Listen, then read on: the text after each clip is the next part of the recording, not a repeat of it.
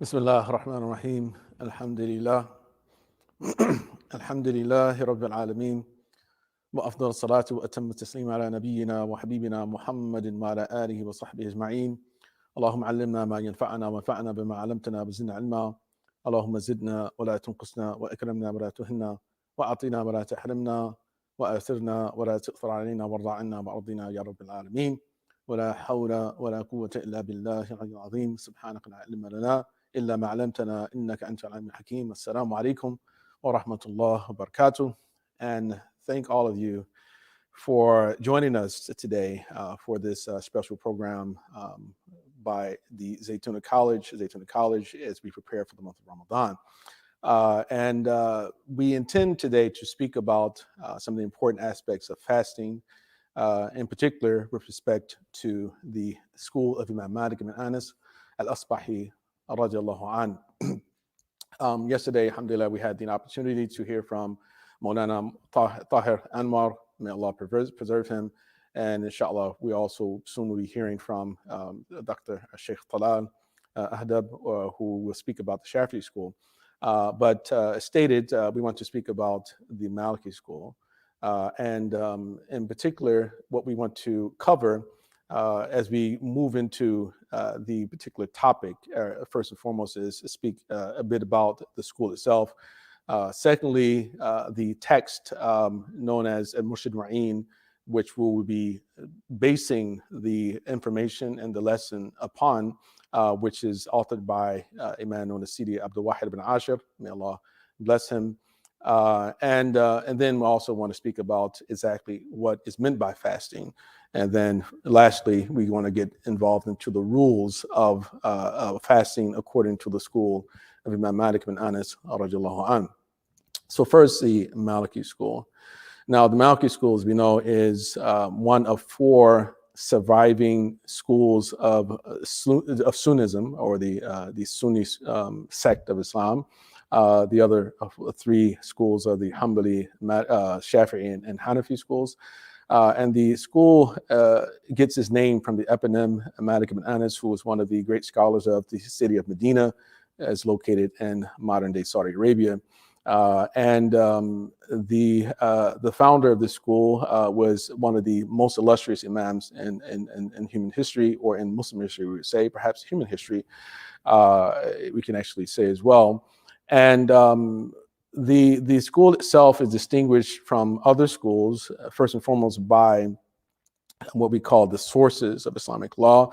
Some sources are agreed upon by the other three schools and this Maliki school. And then there are some sources of Islamic law which are disputed. And Imam Malik school is distinguished in particular by two fundamental sources which originate directly from the school. One is called the Amal Ahl Medina, the customs of the people of Medina, or the scholars of Medina, and their excessive use of what they call istislah al masalih al mursala.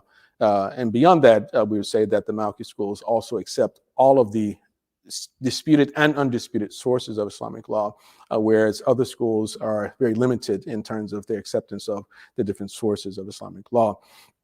Now, the city of Medina, as we know, is the city where the Prophet Muhammad ﷺ, he migrated to after he left Mecca with his companions, and became the main city of Muslim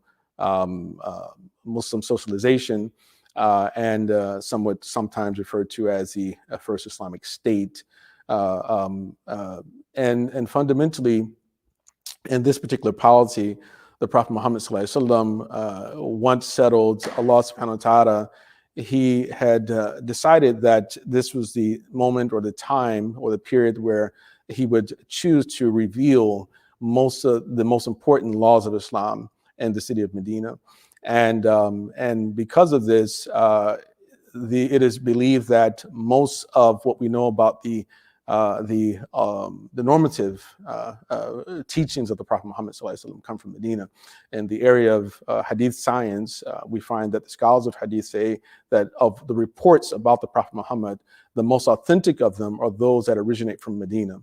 And Imam Malik himself, like many of his teachers, had had a great preference, a significant preference for Medina and its customs, and considered them to be the normative sunnah, or the normative way or model of behaving, as passed down by the earlier generations, in particular generations of the companions of the Prophet Muhammad ﷺ, and then the generation prior to the Imam Malik himself. Now, Medina also was known because there were 7 popular jurists in Medina who Imam Malik relied heavily upon with respect to the teachings that he inherited and he had promulgated among the masses. Imam Malik himself was one who was known to have studied with about 1,000 teachers in Medina, or rather to say that Imam Malik was at least took knowledge from 1,000 of the teachers or the scholars in the city itself, and about 1,000 or more than 1,000 people actually came to Imam Malik and learned from Imam Malik many of the teachings of the Prophet Muhammad ﷺ, traveling from many different parts of the world at the time. As a matter of fact, Imam Malik was referred to as Alim al-Medina, the scholar of Medina, whose coming was foretold in authentic narrations about the Prophet Muhammad ﷺ, where he said that the time would come when people would go out in search of knowledge, and they won't find anyone more knowledgeable than the scholar of Medina. And most of the people during the lifetime of Imam Malik and after him, they declared that the Prophet was talking about Imam Malik ibn Anas radiallahu anhu. Now, many people had studied from Imam Malik, and they came from multiple areas, as mentioned before, Egypt, Iraq, many people, of course, in the city itself, and then people who would come from other lands.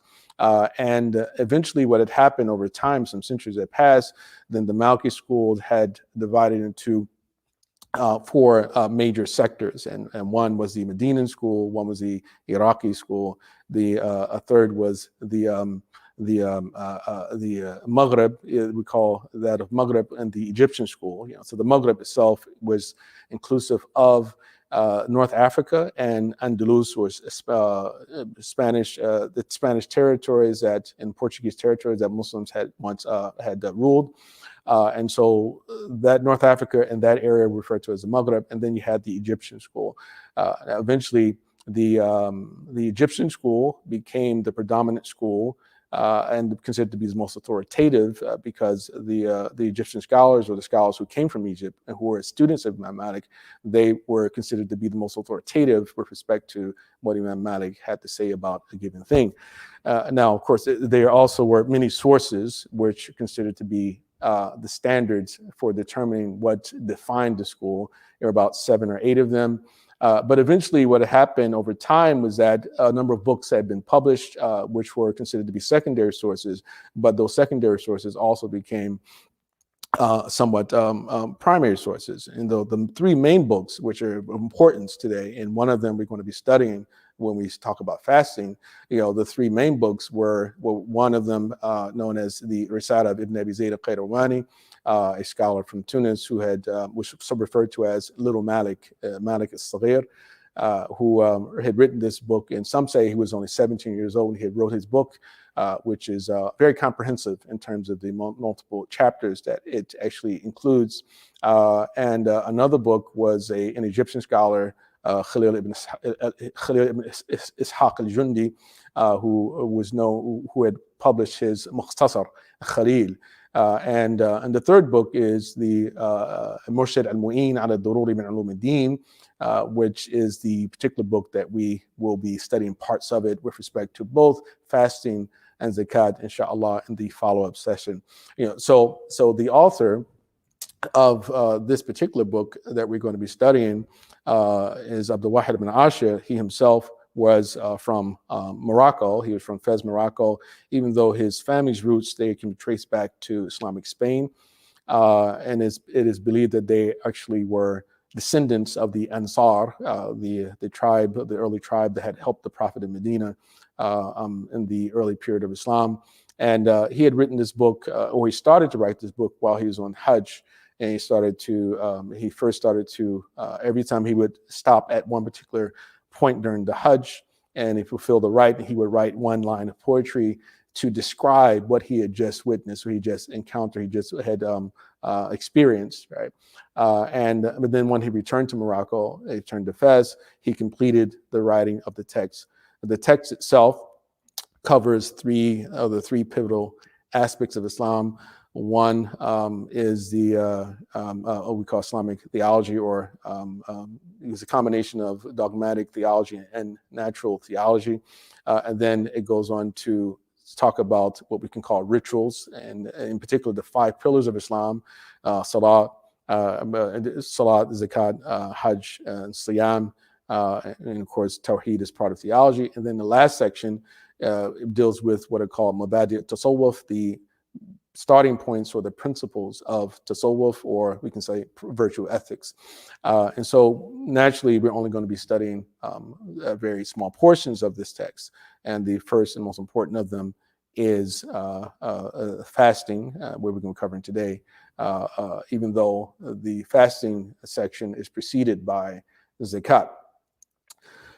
So continuing, I wanted to talk about fasting itself, right? What does it really mean? And in Surah Al-Baqarah, in verse 183, Allah subhanahu wa ta'ala says, Ya ayyuhalladhina amanu, kutiba alaykum as-siyam, idha kutiba ala alladhina min qablikum, la'allakum tattaqun. Oh, you who believe, fasting has been ordained for you, just as it was ordained for those who came before you, in order that you achieve piety or achieve God consciousness.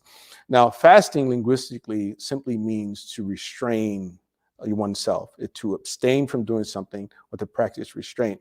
So in that sense, even if you're restraining your tongue from saying what may get you in trouble, that in itself is a type of fasting, this type of restraint.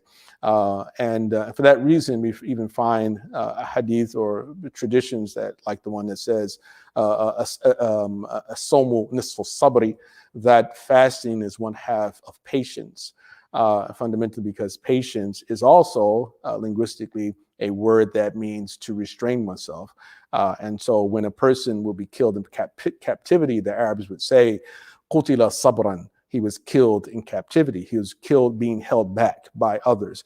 And so fasting in that sense is just really talking about the idea of restraining one's appetite from things which are natural to oneself. So one definition of fasting is it is a kaffu an shahwatay batni wal farji min tulu'i shamsi ila al-ghurubi bi niyya, which translates to mean that it is to restrain the appetites of one's stomach and one's genitals from the start of dawn until dusk with an intention. In other words, that an individual who is fasting is doing it willfully and also is doing it with a specific intention in mind. And that is fundamentally, we would say, to one, get the reward with Allah subhanahu wa ta'ala, and then to learn mastery of oneself. We celebrate restraint. We don't celebrate pride, and we celebrate restraint. And so fundamentally, fasting is a way for us to get better control over ourselves. So if an individual is struggling with any type of urge, then fasting becomes a way to overcome that. At least it teaches us that we have the power to do so. And this is why the Prophet would say of young men, especially who are old enough to get married or have the ability to go out and earn a living, that they should get married. Right? And if they're not able to, then they should practice, they should fast, because it has the effect of castration.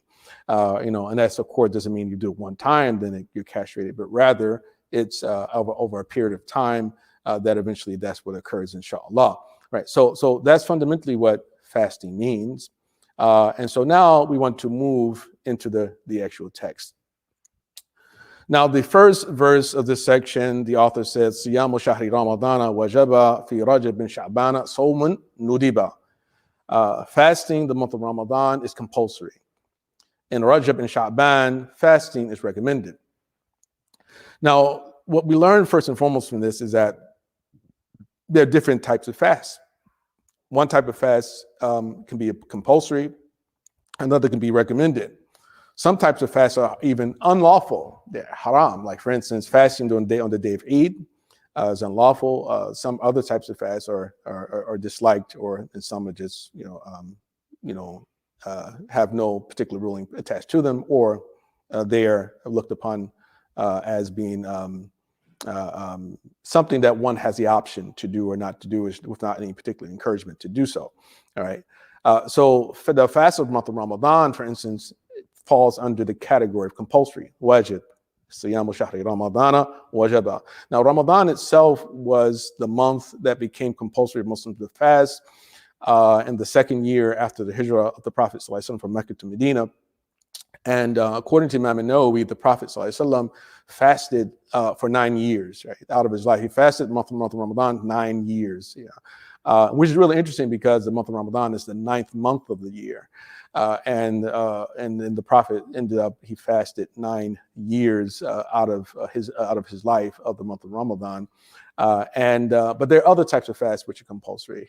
They include the fast that one does as a consequence of a vow that one makes, right? So, for instance, if a person says, well, if my long lost brother returns, on that day, the day after he returns, I'm going to fast the day after.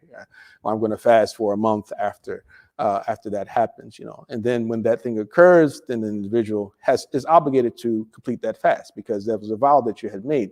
Other types of fasts include things like making up days that you had missed. Like Ramadan, sometimes people, they fall ill and they're not able to complete the fast of the month of Ramadan. Those days that one has not fasted become compulsory for one to make up as well. Or it can be because we call kafara. And kafara is a term which sometimes translates as dispensation, sometimes atonement, or perhaps even a penance that one makes in light of certain violation that one commits, right? So in the Quran, it recommends kafara for multiple things in the Quran. So for instance, it is what is called kafara of zihar, a type of divorce, a pre-Islamic divorce that certain Muslims during the earlier period of the Prophet's life or the early period of Islam, we would say, had committed, had brought into Islam, and then it became prohibited for one to do. Or there's the kafara of involuntary manslaughter. There's the kafara for killing game while you're in the state of ihram for pilgrimage, et cetera, et cetera. A lot of different examples of what we call sort of compulsory fast. And with regard to game, that's if you can't do certain other things, right? Or the violation of an oath that you swear in God's name that something did happen or something did not happen, or that you were going to do something, you swear in Allah's names, you call it yameen. That becomes fasting also is offered as an option that one can do to fulfill the particular penance that has been given to them. It's in light of you not fulfilling your oath, right? So Ramadan, it happens to be, of course, not only compulsory, but it is we call a wajib al-rukni. It is a pillar of Islam that every Muslim is required to fast the month of Ramadan if that person is able to do so. So before I talked about the definition of fasting. I mentioned that it is to restrain the appetites of the stomach and the genitals from the start of day, or before we say from dawn to dusk, with an intention.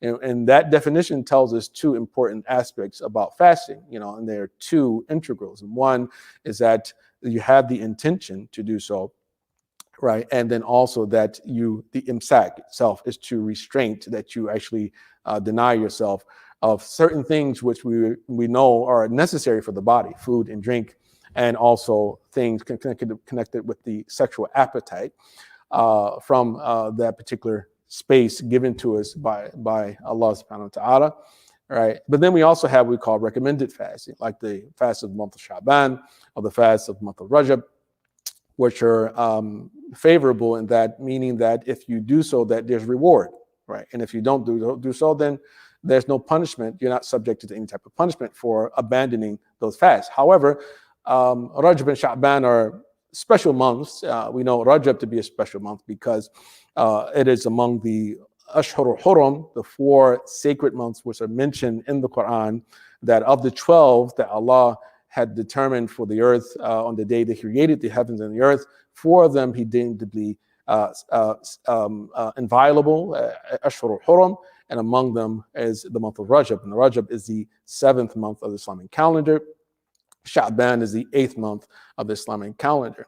Sha'ban is special because it is a month that the Prophet ﷺ, he said is the month wherein our deeds are lifted up to the Lord of the worlds.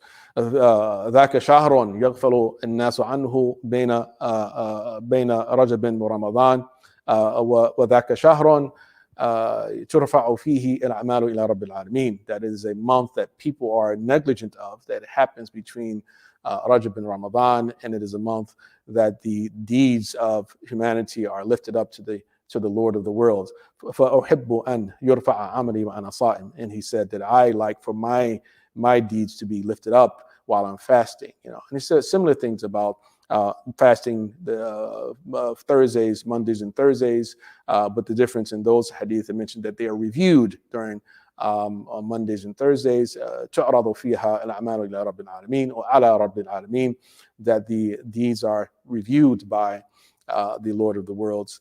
فأحب أن يعرض عملي وأنا صائم. So I like for my deeds to be reviewed while I'm fasting. And so we have multiple examples of this where, of course, there are hadith that talk about that the deeds or the records of our deeds are lifted up to Allah subhanahu wa ta'ala every single day, that the deeds of the daytime are lifted up before the night, the deeds of the nighttime are lifted up before the start of the day. Quran even mentions, that, إِلَيْهِ يَصْعَدُ الْكَلِمُ الطَّيِّبُ وَالْعَمَلُ الصَّالِحُ يَرْفَعُهُ, that the good word, it ascends to him, and the righteous deed also is lifted up, right? So we have all these examples about that Allah is constantly watching the human being, watching himself directly, of course, but also he also gives this job to the angels to record what we do.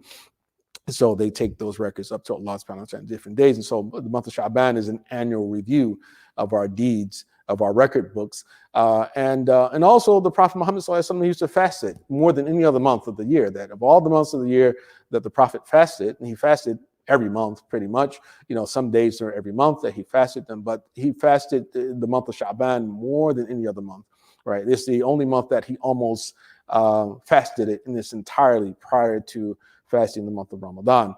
So mentioning here, Rajab and Sha'ban together somewhat alludes to as well to a hadith which contains a popular prayer, which even though the authenticity of the hadith is under dispute by the scholars of hadith, in this particular hadith, the hadith says that the Prophet used to pray while he was in the month of Rajab, Allahumma barik lana fi Rajab wa Sha'ban wa ballighna Ramadan. Oh, Allah bless us in Rajab and Sha'ban and allow us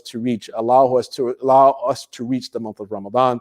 And so the author himself combining them together in this particular fashion gives a very strong indication that he was taking into consideration this special prayer that the Prophet ﷺ made about them. So we learn that some prayers, some fasts are compulsory and other fasts are recommended. So when he talks about fasting in Rajab, he means fasting any number of days in Rajab, not specific days in Rajab, because nothing has been narrated which actually supports the idea that particular days should be fasted during the month of Rajab. But any day you choose is a good day than Rajab. And what is also special about the inviolable months at Ashhur al-Hurum, the 4 we mentioned, or Rajab is one of them, and the other 3 are Dhul Qa'dah, Dhul Hijjah, and Muharram. So the 11th, 12th, and the first months of the Islamic calendar, is that during these months, when you do good deeds, that your deeds are multiplied significantly. And if you do bad deeds, they're considered to be worse as well, right? Than if you commit them outside of these months. During the pre-Islamic period and the early Islamic period, it also was, though these are also months where fighting was unlawful as well, right? So even though most of the ulama, the scholars say that there's an abrogation that occurred as to the prohibition against fighting during the Ashhur al-Hurum later on. At any rate, so some fasts are recommended, right? So fasting the month of Rajab, Fasting in the month of Sha'ban is recommended. But then he goes on and continues. He mentions other examples of recommended fasting. He says, كَتِسْعِ حِجَّةٍ مَا أَحْرَى الْآخِرُ كَذَا الْمُحَرَّمُ مَا أَحْرَى الْعَاشِرُ. Like those months for fasting is the first 9 days of Dhul Hijjah, especially the last of the 9. Likewise is the month of Muharram recommended for fasting, especially the 10th day. Now, with regard to Dhul Hijjah, as mentioned before, Dhul Hijjah is the 12th month of the Islamic year, Islamic calendar. And so he says that the first 9 days of Dhul Hijjah are recommended to fast, right? So 1 through 8, and then the 9th day is the most recommended, more than all the others that came before it, which is the day of Arafah, known as Yom Arafah, and Yom Arafah is considered to be the best day of the year, right? Of all, according to the stronger view, that of all the days and in the year, the day of Arafah is the best day of the year, even though there's some disagreement about whether or not it's Laylatul Qadr. Is it Laylatul Qadr? Is it Arafah? The stronger view, at least in my estimation, is that it is the day of Arafah, which is the 9th day of the Hijjah. So those who are not on Hajj, is highly recommended for us to fast on that day. Those who are on Hajj, is not recommended for you to fast that day because of all the activities and the work you have to do. So the Prophet ﷺ did not want for people to become tired, too tired and exhausted from their rituals during the Hajj. So he discouraged people from fasting on the day of Arafah, who actually, if they were on Arafah. But it was makruh, it's disliked for one to do so. So the first 9 days of the Hijjah, and then likewise is the month of Muharram, which is the first month of the Islamic calendar. He also, what he means by likewise, meaning that the first 10 days of Muharram are also recommended for one to fast, right? And the 10th, especially the 10th day, and the 10th day of Muharram is called Ashura, the day of Ashura. And the day of Ashura is an interesting day in with regard to its history, and that during prior to the Prophet leaving Mecca, the Meccans used to fast the day of Ashura, and the Prophet ﷺ used to fast the day of Ashura. And it is said that the day of Ashura was compulsory, the first compulsory fast prior to the month of Ramadan. But once the month of Ramadan had been made the compulsory fast of Muslims, the fast of Ashura was no longer considered to be compulsory. And when the Prophet came to Medina, he found that the Jews of Medina were fasting the day of Ashura as well. And when he asked them why you were fasting that day, they told him it's because they were commemorating the day that Allah subhanahu wa ta'ala, he had rescued the children of Israel, Bani Israel, from Pharaoh, right? And he drowned the forces of Pharaoh on that day. And so the Prophet, he said to him that ana awla bi Musa minkum, right? So I have greater right to Moses than you do. فَصَامَهُ وَأَمَرَ بِصِيَامِهِ. So he fasted it and he ordered others to fast that particular day as well. So, but his reason for fasting it was not because the Jews were fasting it, as some people, many Muslims misunderstand this. This is not the reason that the Prophet fasted the day of Ashura, but he had fasted. He was already fasting it prior to coming to Medina, and it so happened that it coincided with what was already being celebrated by the Jews as well, commemorated by the Jews. And it's also said that the day of Ashura was the day that Allah subhanahu wa ta'ala, he made the Ark of Noah to become settled upon the Mount Judy. At any rate, so some fasts are compulsory, some are recommended. And then he goes on and says, وَيَثْبُتُ الشَّهْرُ بِرُؤْيَةِ الْهِلَالِ أو بِثَلَاثِينَ قُبَيْلًا فِي كَمَالٍ. The beginning of the month is determined by the sighting of the first lunar crescent, or by 30 days prior in completion of the previous month. In other words, the month or the lunar months are either 29 or 30 days. Right? The minimum is 29 days, a maximum of 30 days. Now, they're never more than 30 days, never less than 29 days. And the month prior to Ramadan, is Sha'ban. So if Sha'ban, for instance, is completed 29 days, then we will expect that there's a possibility that the following day would be the first day of Ramadan. So we would go out and we look for the moon on the or the hilal on the night after sunset. And if we don't see the moon or the hilal, then we assumed that Sha'ban is 30 days this particular year. And so meaning that we know that 2 days from now, Ramadan begins, right? Automatically, right? So it says that the first way that you know is by seeing the hilal. That is that you go out on the 29th night or the 30th night afterwards, even if you don't go out on the 30th night, but you should do it anyway, just in case that you see the hilal. It's determined by that. Meaning it's not determined by calculation. It's determined by, it's determined by seeing the actual hilal by someone or some people. And if you don't see it, then by the previous month, which is Sha'ban, completing 30 days, right?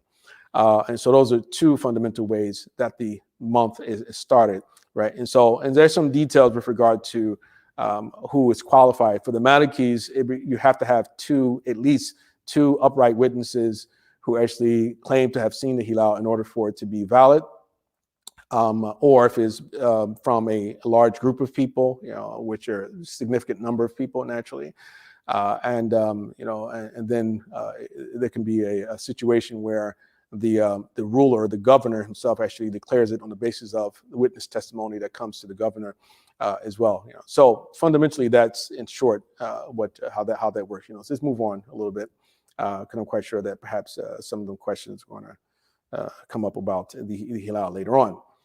And then it goes on and it says, فَرْضُ الصِّيَامِ نِيَّةٌ بِلَيْلِهِ وَتَرْكُ بَطْنِ شُرْبِهِ وَأَكْلِهِ والقيء مع إيصال شيء للمعد من أذن أو عين أو أنف قد ورد وقت طلوع فجره إلى الغروب والعقل في أوله شرط الوجوب ويقضي فاقده والحيض منع صوما وتقضي الفرض إن به ارتفع.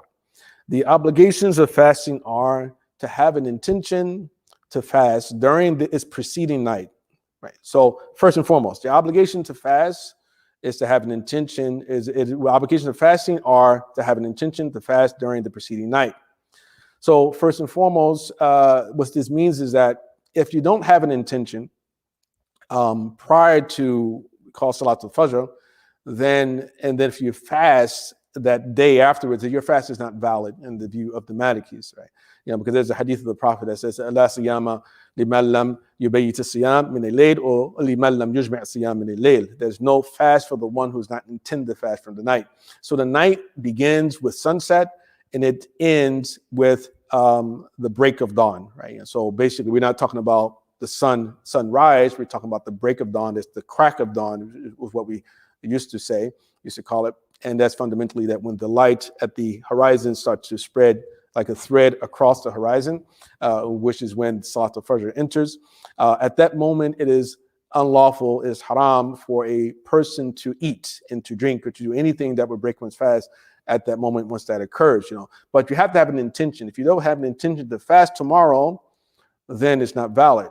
For Ramadan, you can have the intention just simply at the start of the month and for the entire month without having to renew your intention every single night, unlike certain other schools, But for the Malikis, a single intention suffices for the rest of the month, with the condition that nothing happens to interrupt your fast. So, for instance, if a person decides to travel during the month, or let's say if a woman, she has her menstrual cycle during the month and she has to stop fasting, that once you return to fasting during the month, then you have to renew your intention. Despite that all, the ulama say that it's recommended, even though it's not compulsory for you to have the intention every single night, that it's recommended for you to renew it every single night throughout the month. And this is the same for both compulsory fast and recommended fast. So a recommended fast, it also is also required for a person to actually have the intention from the night prior to Salat al-Fajr in order for it to be valid. So you can't simply just wake up after sunrise and then decide, okay, I think I'm going to fast today. No, it doesn't work that way for us, and not for the Malikis. You have to actually have the intention prior to Salat al-Fajr or at the time when Fajr comes in, then it becomes a valid fast. So the obligations of fasting are to have an intention to fast during its preceding night. abandoning intercourse, drinking and eating therein, right? So course to fast is to abandon those things, right? So the appetites of the stomach and of the genitals, as mentioned before. And then he continues and says, also, what wants also to abandon is intentional vomiting and delivering anything to the stomach. So, in other words, now, of course, some people were here there say, well, why would you intentionally vomit, right? And I would say that, well, perhaps the reason for this is because individuals who are very scrupulous, right, who are trying to ensure that their fast is not corrupted by anything, you might forget at times that you are fasting. So you may, for instance, put something in your mouth, and some people, more scrupulous people, like Abu Bakr, for instance, people like that who would, the date starts to move down the throat, and so you decide to no, I'm going to have that come back, regurgitate that. Now it may happen that by accident you actually make yourself vomit, right? Or sometimes it happens so that people feel ill, they feel sick, as we know that sometimes you have a tummy ache, and sometimes the only way to get rid of that ache is for you to induce vomiting, right? So what this is saying is that if you happen to do that during the days of Ramadan, then that invalidates the fast, and you have to make up that day. Now, even though it invalidates the fast, if it's the month of Ramadan in particular, you still are required to not eat, right? According to the teachings of the school, right? That you decide, okay, well, I make myself vomit, so I can eat for the rest of it. No, you can't eat still, because you have to respect the sanctity of the month itself. Respecting the sanctity of the month, this is what it entails, is that you don't eat or drink anything for the rest of the day. So you still have to make up that day, but you're not required to do what is called kafara, right? So you should abandon intentional vomiting and delivering anything to the stomach, right? So even if it enters through an ear, an eye, or the nose, right? Right. So anything that reaches the stomach from any orifice, any opening in the body, right? For instance, people like to use eye drops. Some people use ear drops, use kuhul, things like that. And so what can happen is that residue from those particular items, those particular substances, can enter the body, go through the throat, and make its way to the stomach. Once a solid reaches the stomach, then it's invalidates the fast. Once a liquid reaches the throat, then it invalidates the fast as well. Even though there's an opinion in the school that says that regardless, if it's both, same thing applies to both, meaning that if it's liquid or solid, once it reaches the stomach, then fast is invalidated. So intentional vomiting and delivering anything to the stomach, even if it enters through an ear, an eye, or nose. And this would also include, this is why, we'll say this is why you'll find that in the books, they'll say that, doing things from any other opening in the body, right? Like, for instance, a person does an enema or something like that. If it reaches the stomach somehow, then that in itself also would invalidate the fast. Avoid all of this from the time of the pre-dawn prayer until sunset. Being sane at the start of it is a condition for being obliged to fast as well. So, وَالْعَقْلُ فِي أَوَّلِهِ شَرْطُ الْوُجُوبِ. So being sane and being aware at the time of the start of the fast is also a condition. So you may make your intention Maghrib the night before, but Fajr comes in, and maybe again, now what it means by this being sane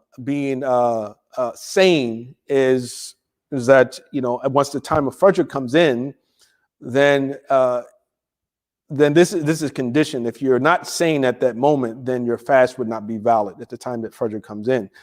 So there's a little bit of nuance here. So fundamentally, what they'll say is that if the individual does not have sanity, is insane at the time, because some people it's stricken by temporary insanity, others with permanent insanity, right? But those afflicted by temporary insanity, that those individuals, if it happens at the time of Fajr, that they don't have sanity at that moment, then their fast would have to be made up, right? Once their sanity is restored. If they were sane prior to Fajr, and then they regained it. They went insane prior to Fajr, but then they regained their sanity before Fajr came in, then there's nothing to worry about. Yeah. But after Fajr, if they were sane prior to Fajr, and then they continued to fast beyond Fajr, if they were insane for half of the day or less, then their fast would still be valid. But if it's more than half of the day, then they would have to repeat that fast. Right. So this becomes a condition for the validity of that fast. And then he says, let the one who loses his sanity make it up at a later date. And menstruation bars a woman from fasting, but she is to make up the compulsory fast if it stops. Right. So as mentioned before, that one of the things that bars a woman from fasting is her menstrual cycle. In the same way that it bars her from performing the salat itself. It bars her from performing tawaf around the Kaaba, right? So with fasting, she would have to make it up later once this is removed, as we know.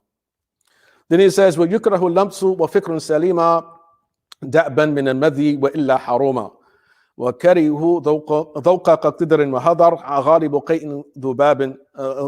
قيء وذباب مقتفر. Touching the other sex is disliked, while fasting as well as fantasizing that is removed touching the other sex is disliked while fasting, as well as fantasizing that is removed from a constant emission of pre-ejaculatory fluid. In other words, what this means is that during the fast, people are married, that they should not be touching one another, right, physically, right? And of course, they should not be doing it, even touching one another in a sexual fashion, because of fear that this may lead to the emission of pre-ejaculatory fluid, because it's for the month of Ramadan, the fast is not only broken due to sexual intercourse or because of ejaculation, but it's also broken because of pre-ejaculation. Right? If that fluid comes out, then that also invalidates the fast for Ramadan. Now, it doesn't necessarily apply for the voluntary fast, but for the compulsory fast of Ramadan, it definitely applies to it. And so an individual, so it becomes makruh, disliked for people to touch one another and to also fantasize, to think about having intercourse with someone. And that is with the condition, otherwise both things are forbidden. That is the condition that this individual doesn't typically have this occur to him or her, right? That this doesn't happen, that that this particular response, happens because of fantasizing or touching. If it typically doesn't happen, then it's makruh. But if it happens on a constant basis, then now it becomes forbidden for you to even to touch at all or to think about anything. Now, of course, we know thinking is real, can be a challenge. It's difficult to control your mind. But this is why you have to lessen the external agitators, right? So this is why, like, typically when I fast Ramadan myself, I don't watch any movies. I don't even go to the movie theater for anything, right? During the month of Ramadan, and generally I don't watch TV that much to begin with. But especially Ramadan, I don't go to the movies. And you should try to shut a lot of those things out, the outside influences, especially when you don't know what's about to be shown, right, to you, because the eye is an inroad to the heart. And eye is an inroad to the heart. It agitates the appetites, and then it can have you thinking about things, and then you lose control of those things, and then you end up invalidating your worship. And so then he goes on and says, وَكَرِهُ ذَوْقَ كَقِدْرٍ وَهَدَرْ غَالِبُ قَيْءٍ وَذُبَابٍ مُقْتَفَرٍ. Scholars also disapproved of tasting food like what is taken from a pot, and they disapproved of babbling, but being overcome by vomit or inadvertently swallowing a fly are forgivable. So first and foremost, the issue of tasting food, right? So people cooking, you're cooking your food. When it says they disapprove of it, they're basically saying that you shouldn't do it, but it's okay. Meaning that as long as you don't swallow, right, what you taste, then your fast is still intact, right? But if you swallow after tasting, then your fast is corrupted, right? So this is why they said they disapproved of it. It's makruh, makruh ma ibaha, right? But makruh ma is jaiz ma ibaha ma karaha, right? We say in fiqh, that is jaiz or mubah, or jaiz ma karaha. It is permissible with dislike because of that fear. And then it also is disapproved of babbling. Hadar is sort of just empty talk, just sitting around just talking all day about anything or thing that maybe, just really it's not important. Thinking about unimportant things, talking on the phone all day, et cetera, et cetera. Why? Because when you're fasting, you want to preserve your energy, and also because you want to ensure that you don't engage into type of conversations which will become sinful, right? Because you start off thinking about talking about something which is really not very important, even though it's not sinful, that it leads you into talking about something that is sinful, right? Or eventually someone's going to say something that's sinful, and then you're there and you're a witness to it, and you perhaps may not even object to it. And then he goes on and says, but being overcome by vomit or inadvertently swallowing a fly are forgivable, right? So we mentioned before, that if something's solid, if it reaches the stomach, then it invalidates the fast. If it's liquid, if it reaches the throat, it invalidates the fast. But say again, you're walking and your mouth is open and the fly it goes into your mouth, right? Or the dust on the road, right? A car drives by and it throws dust into the air and it enters into your body. That in itself is forgivable. It wasn't intentional, so it doesn't invalidate your fast. And then he goes on and says, غبار صانع وترك وسواك يابس إصباح جنابة كذاك. سواك يابس إصباح جنابة كذاك. So the dust inhaled by a laborer or from streets using a toothstick that is dry and waking up in a state of major ritual impurity are all likewise forgivable. Right. So first, the dust from streets, we already talked about that. Secondly, using the toothstick, siwak. And this is connected to brushing one's teeth during Ramadan. So people often will ask is it permissible to brush your teeth during Ramadan? And we will say that, well, it's a little bit complicated. Yes, it's okay, but it's not okay absolutely, right? That you can brush your teeth during the fast, during the day of fast. And you can even use toothpaste if you like. However, it is disliked for you to do so. Why? Because like in the case of tasting food, you might again swallow some of your toothpaste. So for that reason, you find scholars who would say that if you use the toothpaste, then use the toothbrush and use it without toothpaste, or if you're going to utilize a toothstick, the siwak, then you should only utilize one which is not brittle, that doesn't break off easily, because if those little pieces that come off, if they go into your mouth and you swallow them, then that in itself will affect your fast. It will make it invalid, and you have to make up the date later on. And as mentioned before, just because you broke it doesn't mean that you can now eat or drink, right? You still have to observe the sanctity of the day. So this is why he says, siwak yabis, utilizing a toothstick that is dry and waking up in a state of major ritual impurity are all likewise forgivable. So he mentioned this idea of waking up in a state of janaba. And janaba is the state that we are in when, after ejaculation, for instance, or after sexual intercourse. And so you're required to perform a major ritual shower, right? We call it ghusl, right? Now, some of the Sahaba, like Abu Huraira, for instance, had the opinion. We'll say specific Abu Huraira. Actually, I'm not aware of other Sahaba, but Abu Huraira had the opinion that if you wake up in a state of janaba during the month of Ramadan, then your fast for that day is not valid. Of course, Aisha radiallahu anha, she challenged him on the issue, but the idea of this invalidating the fast apparently originates with Abu Huraira. Even though you will find, for instance, among the Shia, that they have a similar view. They have a view that if you wake up and you haven't performed ghusl prior to Fajr, then your fast is invalid. You have to make up the day, right? So fundamentally, he wanted to offer clarity here that if you wake up, and you haven't performed ghusl yet in the time of Fajr, then there's no need to worry. Your fast is still valid. Then he says, وَنِيَّةٌ تَكْفِي لِمَا تَتَابُعُ يَجِيبُ إِلَّا إِنَّ فَاهُ مَانِعُ. And that means one intention is sufficient whenever a consecutive execution of days is required, like for Ramadan. So certain fasts, you don't have to perform multiple days consecutively, right? So let's say if you decide you're going to fast 3 days every month, and you don't specify, something like the 13th, 14th, 15th, which were what's often called the white nights, which actually the nights we're in right now of the month is 13th, tomorrow 14th, and I believe Monday is the 15th. And so the white nights, or the nights, or the full moon night, that if you decide, for instance, that you want to fast 3 days of the month without being specific like that, then you don't have to fast them one after the other. Right? One you can delay, or the 6 days of Shawwal, for instance. You don't have to fast 6 days consecutively, even though it is recommended to do so, right? When you have recommended fasts like that. But when it comes to those that are compulsory to fast consecutively, then you can't break them up.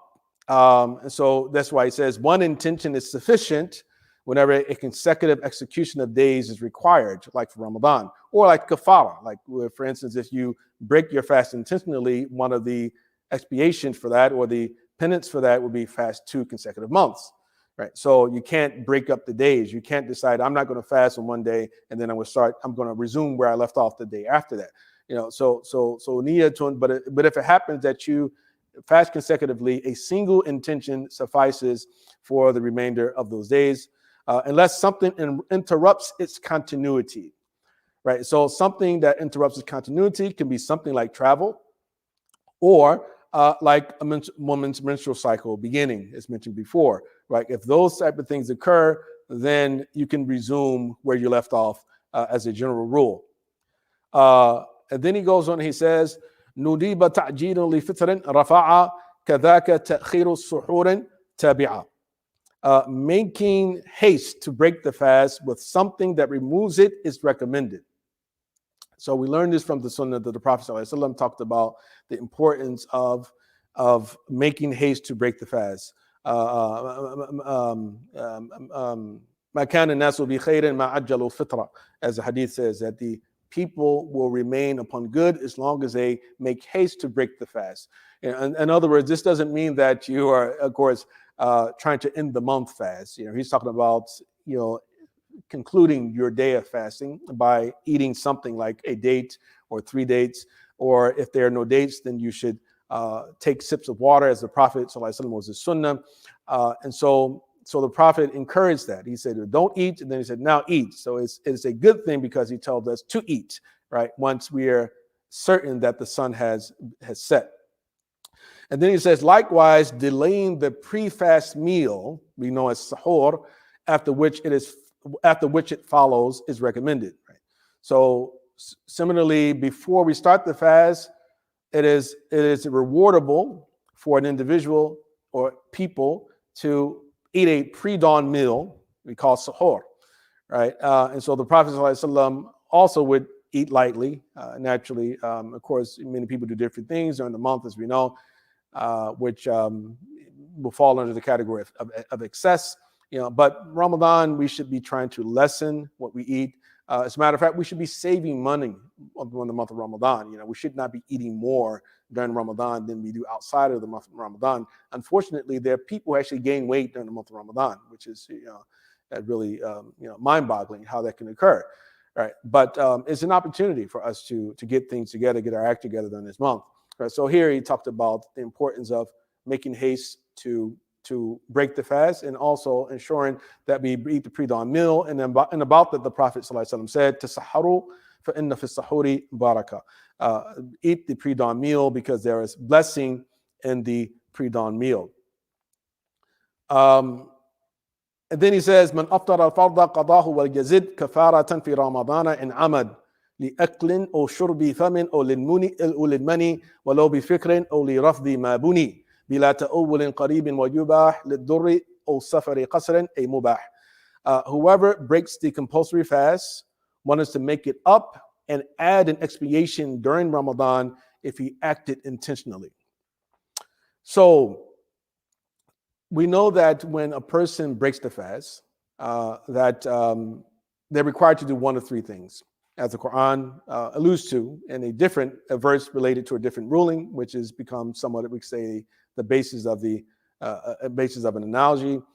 In addition to the hadith of the man who came to the Prophet ﷺ, and he had intercourse with his wife during the month, and then the Prophet ﷺ told him to free a slave, and then the man said that of course I'm not able to, and then the Prophet told him to fast for 2 consecutive months, and the man said that it's too difficult for him to do so, and then the Prophet had someone bring some dates to him, a large amount of dates to him and to the man, and he told him to go and give this to the poorest people in your vicinity, and then the man said, give him to someone who's poorer than I am, and then the Prophet ﷺ, he smiled and then told the man that he should take them and go feed his family. But at any rate, what we learn from that hadith and also from Surah Al-Mujadila with respect to the matter of zihar, where Allah, He actually recommends as a kafara, or He prescribes as a kafara, that one free a slave, a believing slave, and if not that, then one fast for 2 consecutive months, and if not, then one should feed 60 people. And so that is the expiation, the kafara, for breaking the fast intentionally, and either through eating or drinking or intercourse, unlike certain schools who say that you only have to do kafara or the penance for intercourse during the month. But the Malikis, they apply to all types of breaks of the fast, and for that reason, this is mentioned here that you must do a kafara, and one is to make it up, and add an expiation during Ramadan if you acted intentionally. So you do qada as well, we call it. You make up the day, and you do kafara. Feed 60 people, free a slave, or fast for 2 months consecutively. And with regard to the feeding, it is said that you feed a mud, which is a metric that was known, it's about a little more than about half a kilo of wheat or barley, things like that should be given to the poor person, or each person of those 60. Or they would say the monetary equivalent, of course, according to modern ijtihad, but the three schools, with the exception of the Hanafis, were of the view that when it comes to those type of things, that I'm sorry, I'm thinking of zakat al-fitr, but usually in the areas of zakat al-fitr, we're talking about replacing the actual food good for an actual cash, but in this particular case, the individual is supposed to be given the actual food goods. Although, of course, most people seem to have adapted to even paying money for that particular purpose. And then he says, I'll go back. So he said, whoever breaks the compulsory fast, one is to make it up and add an expiation during Ramadan if he acted intentionally, to eat or drink through the mouth, or to emit sperm, even if it happened by fantasizing, or due to rejecting what the fast was built upon through changing the intention. So again, he's just going through the different things that would break the fast, and that count as intentional breaks, right? So if you intentionally eat, or you intentionally drink something, right? Or if you find something you do leads you to ejaculate, even if it's through fantasizing, then those things are breaks, intentional breaks, and you would have to not only make up the day, but you have to do the kafara. But also another example of what would do that would be for one to change one's intention in the middle of the day, right? So at a certain point of the day that you decide, you know what, I'm going to break my fast. That intention automatically breaks your fast, right? Meaning that you decide that, now I'm no longer fasting, right? Even if you haven't eaten food yet or had a drink yet, that breaks your fast. Now, of course, if you didn't have an excuse for doing so, then not only make up the day, you have to do kafara. Right. So here we're talking about when a person intentionally does that and without having a valid excuse. As long as none of that happens without a reasonable misassumption about the laws of fasting. In other words, if a person, let's say, for instance, we talked before about, like, say, an individual who accidentally or makes themselves vomit, but is unaware that they have to continue to to abstain from eating and drinking for the rest of the day. A better example of this probably would be an individual who decides that he or she is going to travel, right, during the month of Ramadan. Right? You're going to take a journey, and you say, well, I'm planning to travel today, so I'm going to make an intention not to fast. Right? But you don't actually start your journey until after Fajr. Start it. But you may believe, okay, well, because I'm a traveler, I don't have to fast today. Right?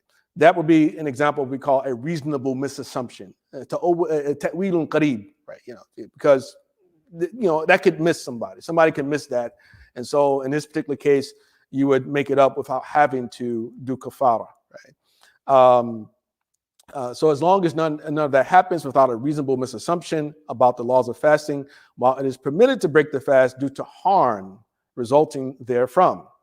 Right? So again, if you're sick, if you feel that you're going to get sicker, if you believe that you're going to lose one of your senses, et cetera, that all of these are good reasons to break the fast. A woman who's pregnant, a woman who's nursing a child and fears that the child may become ill for not having her milk, that those are valid reasons not to fast because of the harm that may result or does result or one fears most likely will result in those situations, or for being on a journey permitting one to shorten the prayer. Right, so in this situation, what we're saying is that as mentioned before, that if you decide to travel, that you can choose not to fast the month of Ramadan, right? But it's just that on the day that you leave, you have to make sure that if you want to get the credit for that day, that you, or if you want to take advantage of this rukhsa on that particular day, that you have to leave prior to Fajr in order for it to be valid, right? But while you're at your destinations, if it's less than 4 days, then you can continue to not fast while you're there, according to the rules. So that is, it is permitted not to fast, as it says here. And so we have one more slide. So this slide, so it says, وَعَمْدُهُ فِي النَّفْلِ دُونَ ضُرِّ مُحَرَّمٌ وَلْيَقْضِي لَا فِي الْغَيْرِ وَكَفِّرًا بِصَوْمِ شَهْرَيْنِ وَلَا أَوْ أَسْقِي مَمْلُوكٍ بِإِسْلَامِ حَلَّا وَفَضَّلُوا إِطْعَامَ 60 فَقِيرٍ مُدًّا لِمِسْكِينٍ مِنَ الْعَيْشِ الْكَثِيرِ. And one's intentional breaking of the fast in the voluntary fast for not experiencing harm is forbidden. So we talked about compulsory fast, we talked about recommended fast. Compulsory fast, we know the rules. Recommended fast, you would think, okay, what's recommended? Why can I not break it? Right? So, well, no, you can't break it because you started it. Once you start something, it is compulsory to complete it. Right? Once you start an act of worship, it is compulsory to complete it. That's the qaida that we accept, or the rule that we accept in our madhab, is that once you start a sunnah, that your sunnah becomes fard to complete. Right, and so if you start a fast, which is recommended or voluntary fast, then it becomes compulsory to complete it, unless you are harmed by the fast itself. Right, you're harmed by the fast itself, and let one merely make up the day, but one is not to break the fast in other situations wherefrom there's no harm. Right. So what it means by this is that okay, if you intentionally break the fast and there's no harm involved, then you make the day up, right? But if you break the fast because of harm, you're not required to make up that day, right? If it's because of some harm, and that's different from the situation with Ramadan or other compulsory fasts. And then he says, expiate by fasting 2 months that are consecutive, or by freeing a slave who is adorned with Islam. And scholars have preferred feeding 60 indigents, a mud for each indigent, taken from the most common form of subsistence in the town. So basically, of the 3 options given among the penance, either freeing a slave, or fasting 2 consecutive months, or feeding 60 people, that the Malikis, they prefer that you feed 60 people as expiation or as penance for the violation. Why? Because it benefits more people, right? And so that's really what the logic is behind it. At any rate, we come to the close of the study of the text for today, and this is what we have for you. And so look forward to to seeing your questions and trying to answer them to the best of my ability, inshallah.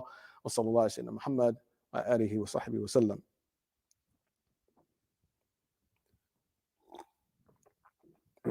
So let's see what sort of questions we have.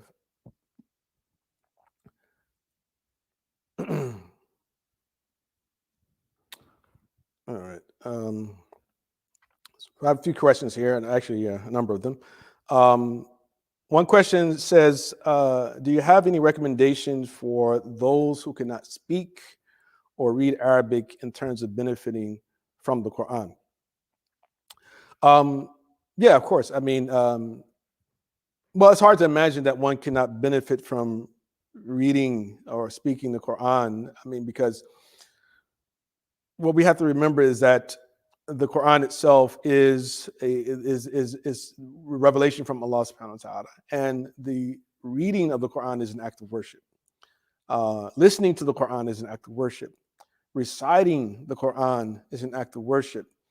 Learning how to recite the Quran is an act of worship. As a matter of fact, the Prophet taught us that the one who finds it difficult to read the Quran, that individual actually gets a greater reward than an individual who actually is good and adept at recitation of the Quran, right? So even if you don't understand what you're reading, learning how to recite it itself is getting you benefit, right?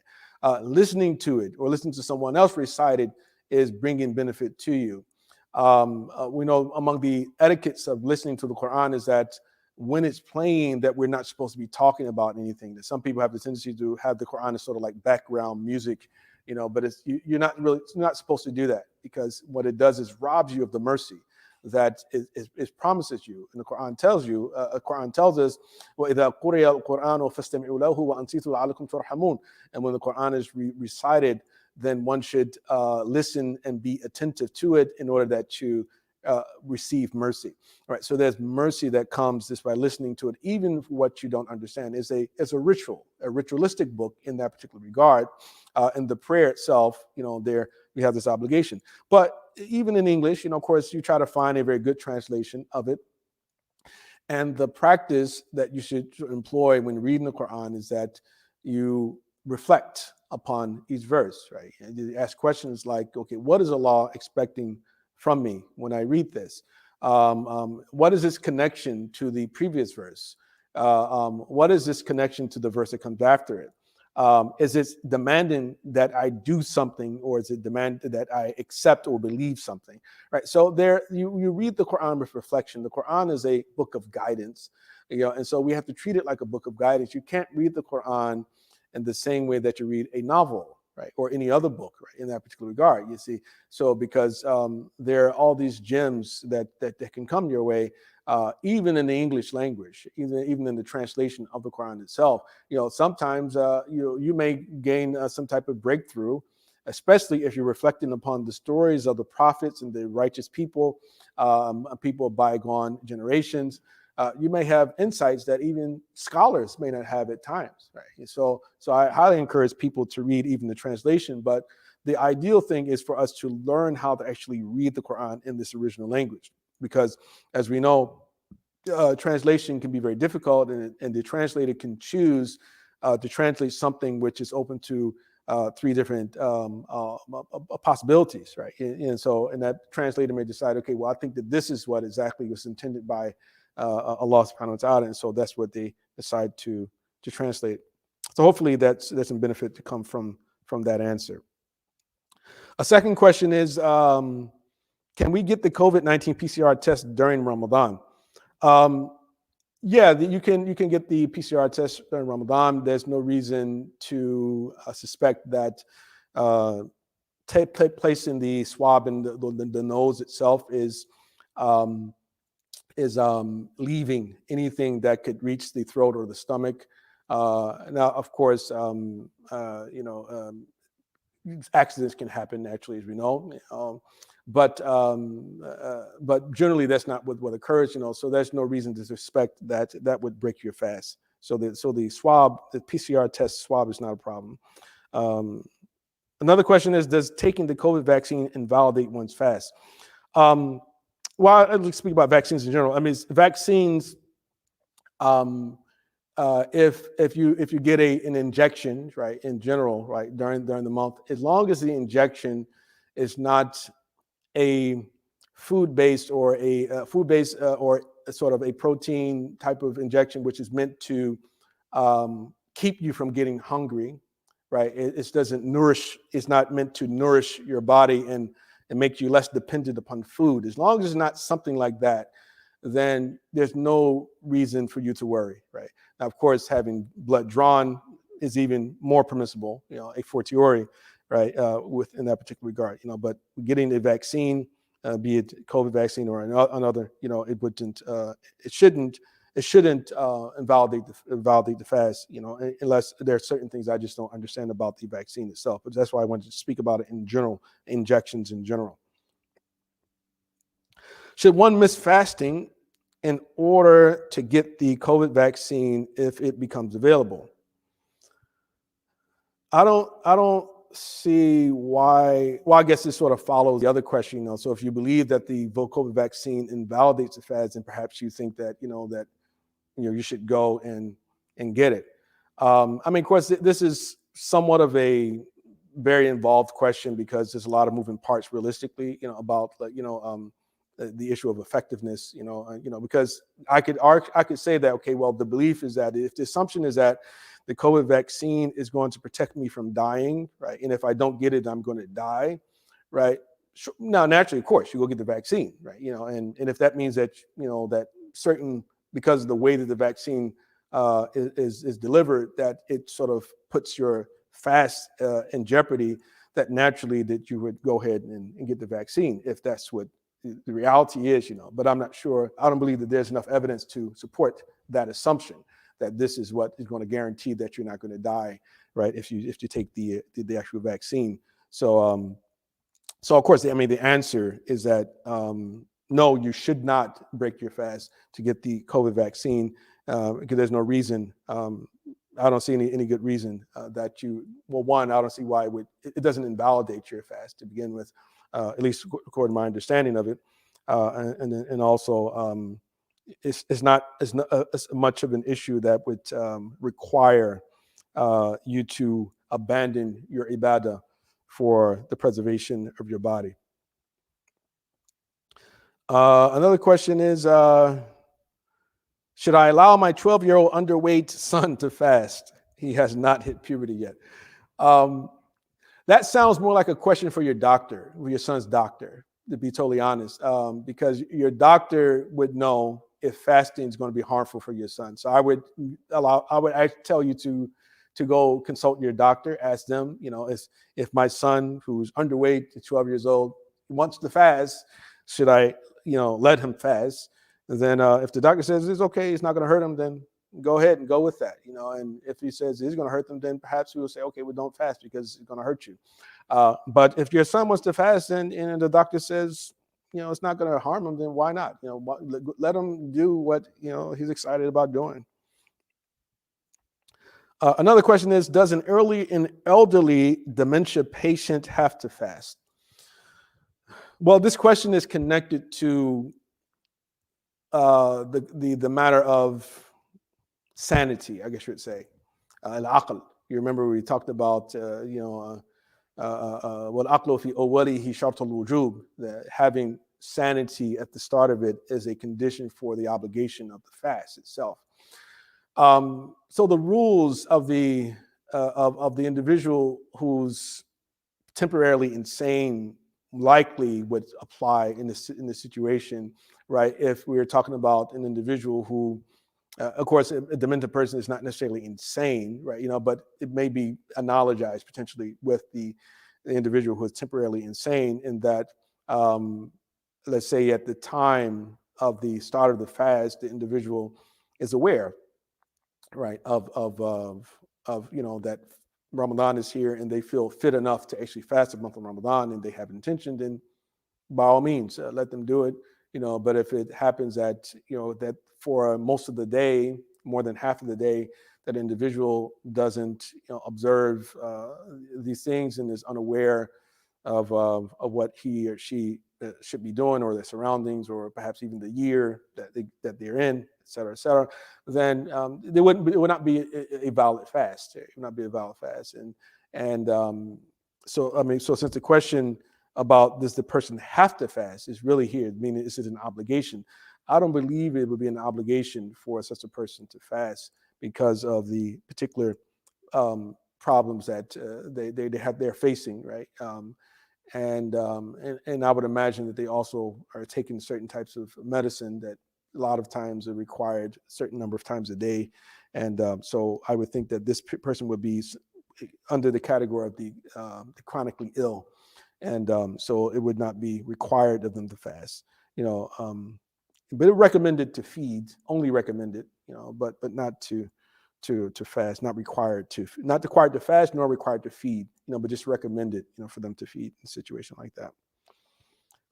7, another question is, how can I increase my motivation to do good deeds during Ramadan?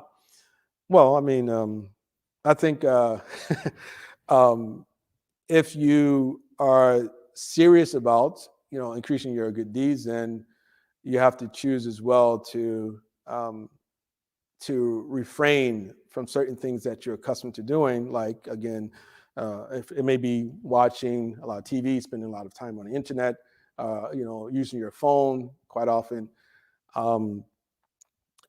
Increasing your motivation, I mean, increasing your motivation is somewhat a difficult but also an easy thing, in that think about an individual who has been told that they have not much more time to live on this planet, for instance, and so Ghazali talks about Toba, and that how one of the greatest incentivizers of Toba, or repentance, is fear, and in particular fear of loss of that which is most beloved to us, or just fear of losing what we love, right? And life is very beloved, right? And eternal life should be even more beloved to us, right? So, so if there are things that we are doing that are preventing us from replacing those bad things with good deeds, then we need to reflect upon the gravity of those misdeeds that we're involved in. So if your doctor were to tell you that if you don't change your diet or lose weight, then you're going to lose your life, right? And so you find that out. So, oh my God, you're going to get serious, right? Most people would, right? They get serious about that.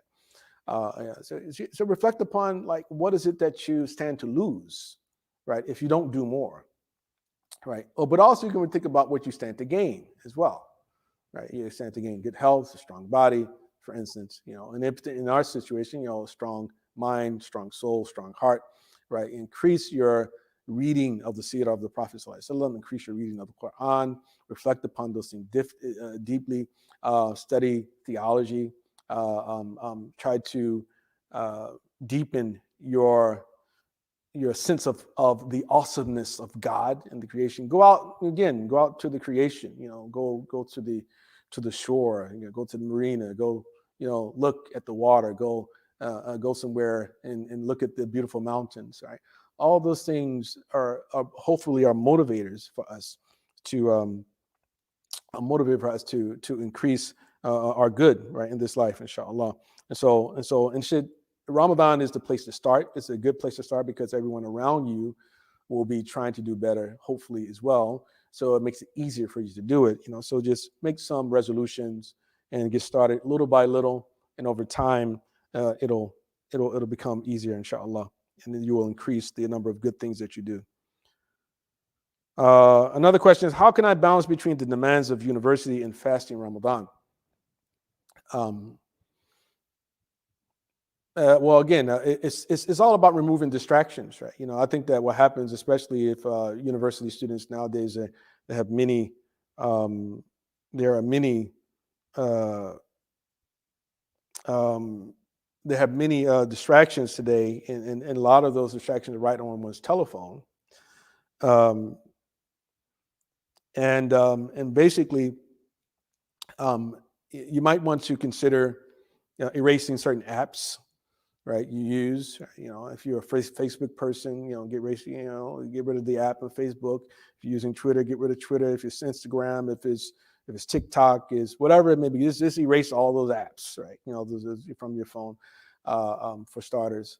A second thing is to try to reduce, your time of watching any type of program that is not related to your field of study, right? And so, of course, physically, you'll be, I can understand it physically that you may be innervated, I guess you say, from basically from your studies, and because of now the fact that you're not eating much, you're not drinking much during the day, and so maybe you don't feel like you can focus.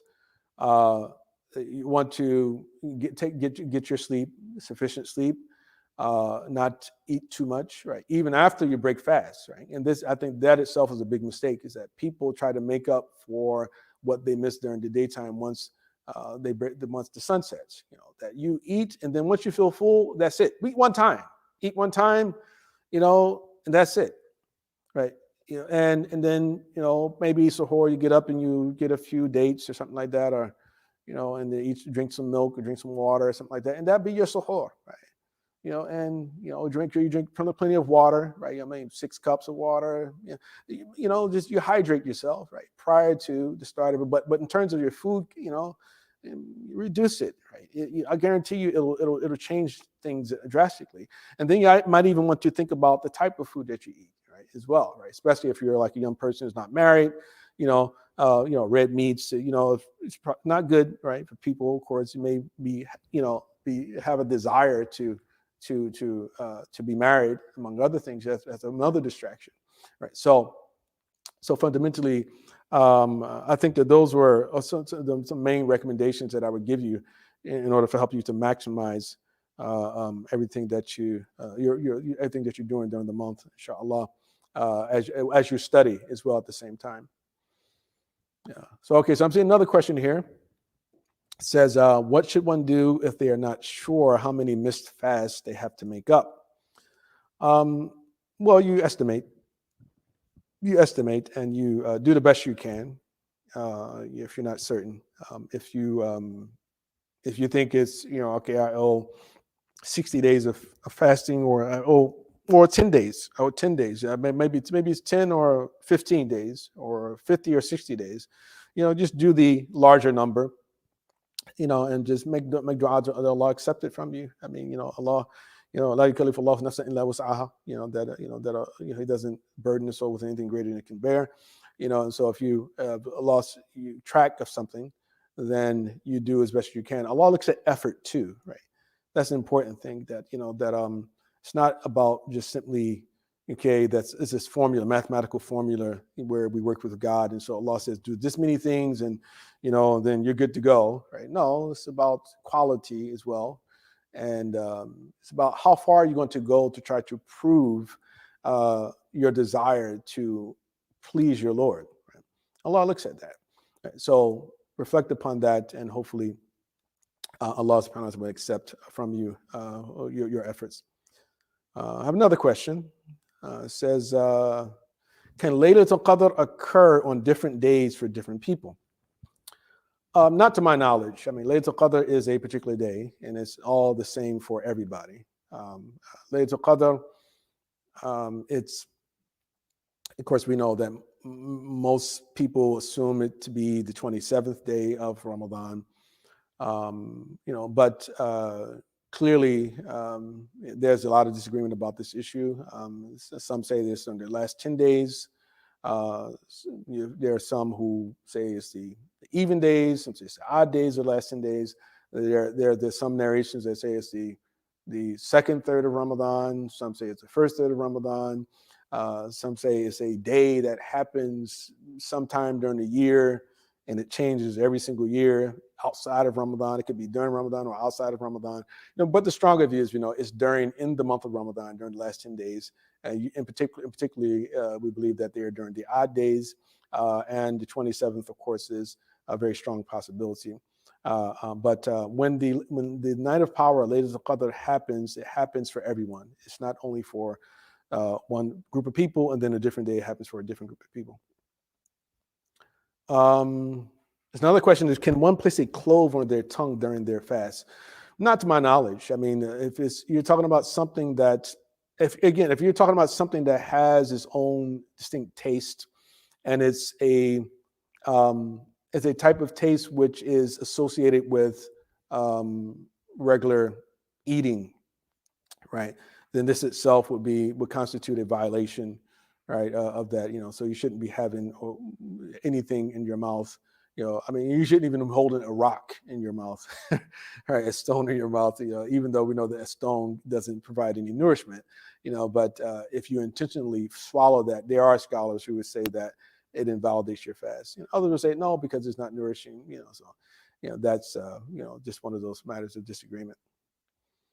Another question. I heard that if one fasts 6 days after Ramadan, it will be as though he or she has fasted the entire year. Can you explain how that is the case and the wisdom behind it? Well, the hadith says, "Man sama Ramadan thumma atba'ahu bi sittin min Shawwal faka'annama sama dahra kullah." At least in one narration of the hadith, that whoever fasts Ramadan and follows it up with 6 days from Shawwal or of Shawwal, because it can be translated either or, one of those, one way or the other, from Shawwal or of Shawwal, then it is if the person has fasted for all time. So the scholars, they explain this by saying that the fact that Allah, He multiplies a good deed 10 times, that if we consider the possibility that Ramadan is 30 days, then 30 times 10 is 300. And you add 6 more days to that. So 6 times 10 is 60. So 360 is like an entire year. So you get the reward of an entire year. And if you do that every single year, it's as if you fast for eternity or the entire year. So that's just the way that that is understood. Right. So it looked like maybe there's some more questions coming.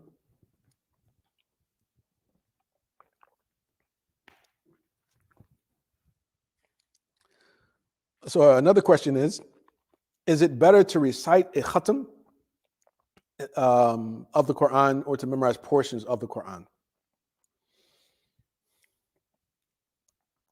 Is it better to recite a khatam of the Quran or to memorize portions of the Quran? That's a good question. But I believe that memorization can be much more beneficial than simply reciting. Now, of course, there's, as mentioned before, there's benefit in reciting. Reciting the Quran, you have the benefit of each letter you recite that's worth 10 hasanats, right? You're blessed by, again, if you are not, proficient in the recitation of the Quran, then you get a greater reward than the person who's proficient in recitation of the Quran. Others hearing you recite, if you are doing it in the presence of others or you're doing it as a group, that those who are not participating, you're simply listening, that they get the benefit. You're actually extending benefit to others as well, right? Memorizing the Quran, of course, it places us in the heart. It places it, something that's part of us. And then the Prophet ﷺ said that the method الذي فيه شيء من القرآن ومثل الذي ليس فيه شيء من القرآن كمثل بيت الخرب or كالبيت الخرب, that the individual who has something of the Quran in them compared to one who does not have any portion in it is like the difference between al-hayy wal-mayyit, between the living and the dead. And then one narration talks about that the individual has nothing of the Quran within them. It's like a demolished home or a home in ruins, right? So the Prophet encouraged memorizing the Quran. So it's hard to say which one is better when we consider, okay, there are multiple benefits for the khatam reading, but also memorization. Memorizing the entire Quran, we know that it provides a certain amount of intercession for a certain number of people in your family, right? So if you memorize the entire Quran, what can be better than that, right? That you that you get to intercede for other people in your family, which fundamentally means that you yourself are in a good place, inshallah, for memorizing the Quran. So I would encourage more so. I personally think that, memorizing the Quran would be better, but Allah knows best.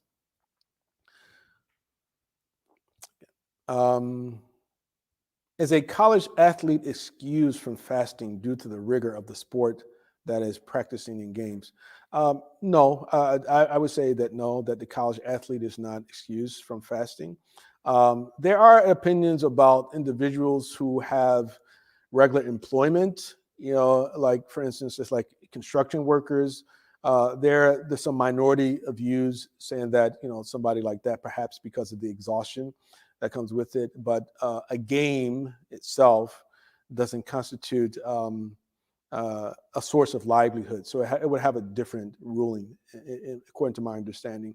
So my understanding is that it does not excuse the individual from actually having to fast, and actually we have some great examples in our history, like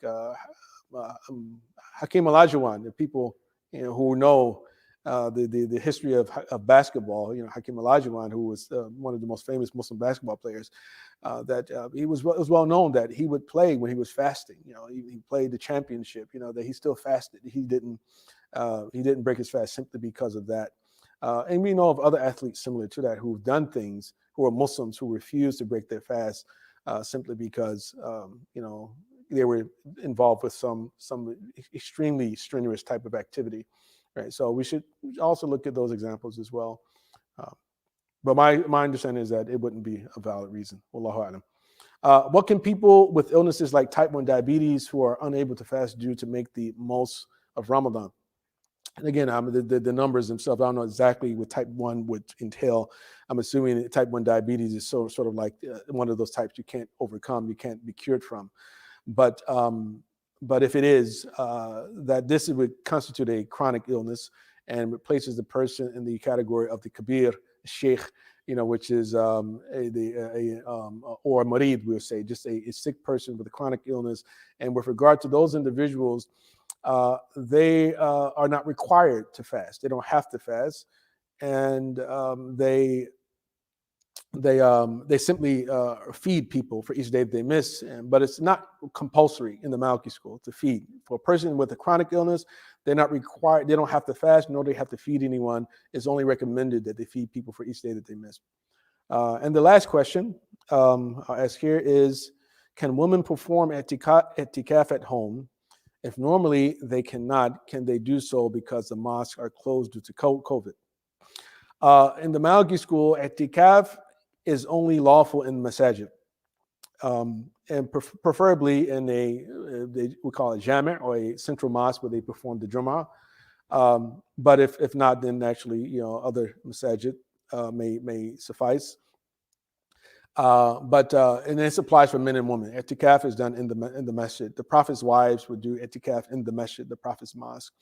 So it's so male and female both would do so in the masjid, and so without it being in the masjid, it wouldn't be valid. But I would say that if an individual is interested in some alone time, some focused time, then it's a good thing. It's good practice. You can decide that at home that you designate a particular room in your home that you utilize for worship, and you decide that you're going to do your own retreat, or you go khalwa.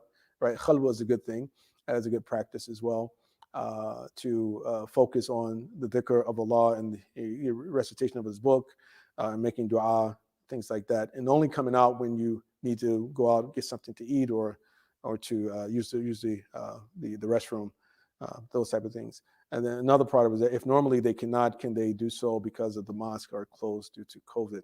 Right? Well, I think that what I mentioned before should cover that. At any rate, appreciate everyone tuning in today. May Allah subhanahu wa ta'ala bless you and grant you a blessed Ramadan. And hopefully many of you have benefited from this particular session.